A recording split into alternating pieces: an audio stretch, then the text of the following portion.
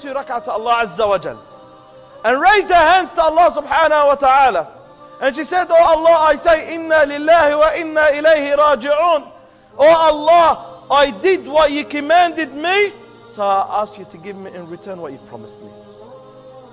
I did what you commanded me. You want me to surrender to your destiny? I did. So Ya Allah, give me in return what you've promised me. This is the character of the mu'min. This is the character of the believer. You do what Allah Azza wa Jal had commanded you to do when Allah tests you. And await for the promise of Allah subhanahu wa ta'ala they had promised you. Ayub alayhi salam is that prophet and messenger of Allah of great example and role model in patience.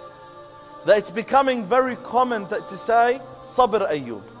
Referring to that great example and role model, Ayub alayhi salam.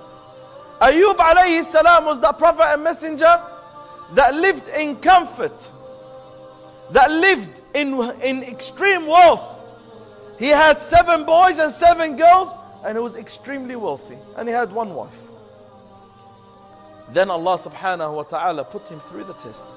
What was the test? His 14 children, 7 boys, 7 girls, were all taken by Allah subhanahu wa ta'ala. He was extremely wealthy, so Allah subhanahu wa ta'ala took all his wealth away from him. And not only that, he was healthy, Allah made him so ill and so sick that people would not even go near Ayub alayhi salam because of his illness and his condition. So being so wealthy to being so poor, so healthy to be so ill, from having a number of children, 14 kids, 7 boys and 7 girls, to no children, and he had his wife only. And Ayub alayhi salam is in that state for years. 17 years, and Ayub alayhi salam is in that state. His wife will come up to him and say to him, oh Ayub, we can't handle this test anymore.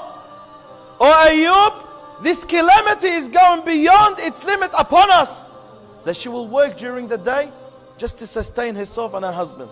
That at the end she went and sold her own hair just to bring some income to Ayub alayhi salam.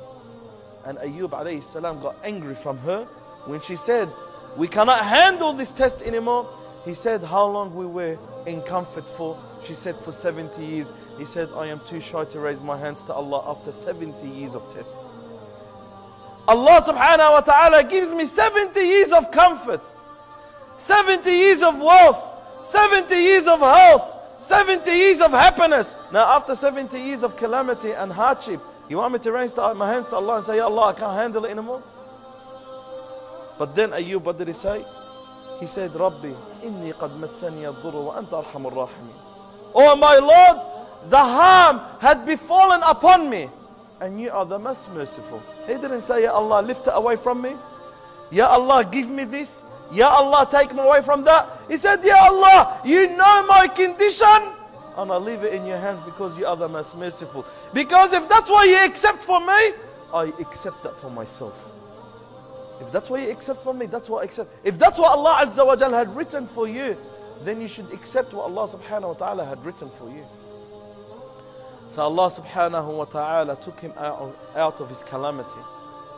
And Allah Azza wa Jal gave him health after he was ill. And Allah subhanahu wa ta'ala gave him twice as the number of wealth that he had before his calamity. And Allah subhanahu wa ta'ala gave him, beside the 14 kids, 7 boys, 7 girls, Allah gave him 14 boys and 14 girls. But this is the test that Allah put Ayub through, to see the reaction of Ayub. And what was the reaction of Ayub? Rabbi inni qad massani ad-durr wa anta arhamur rahimin. Oh Allah, the harm had befallen me and you are the most merciful. If I am ill, it's because of your mercy. And if I'm poor, because of your mercy. Because Ya Allah, you've given me so much and I have no rights to object. This is the quality of the mu'min. This is the quality of those that Allah gives glad tidings. That when Allah tests them with a test, they accept Allah's test upon them. And they say, Inna lillah wa inna ilayhi raji'un.